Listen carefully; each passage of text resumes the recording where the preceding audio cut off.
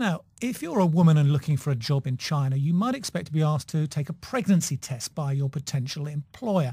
But that's all about to change. The government says it's now banning this kind of behaviour in an attempt to stop gender discrimination. Our China social media editor is Kerry Allen.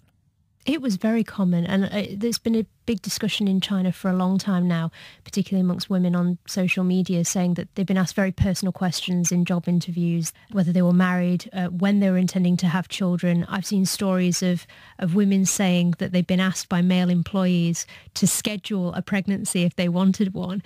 So people were concerned about this. I mean, basically the difficulty is that when colleagues go on maternity leave, a lot of small companies feel that they have problems in filling in staff behind. So there's been a question about whether male employers try to force women out of employment, but also whether at the job interview stage, whether they try to restrict women from being hired into the company anyway if they're unmarried and haven't had children yet.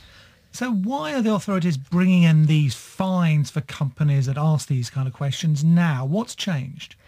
Well, what's changed is that they're now saying that fines can be implemented if companies do ask questions about whether they're married, whether they've had children, whether they intend to have children, very personal questions like this, and also restricts them from during the health test that some companies say you need to take as part of your job, to make women take a pregnancy test.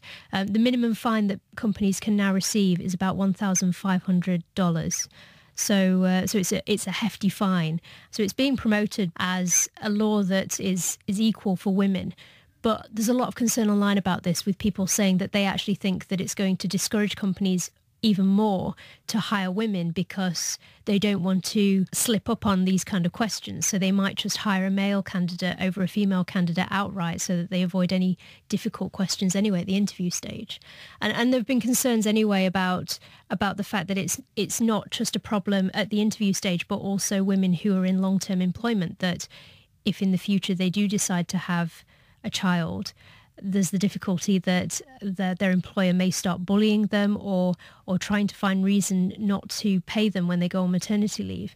There's been a lot of discussion in China for a while now about how women are not protected in these cases and may basically lose their jobs if they want to have a child.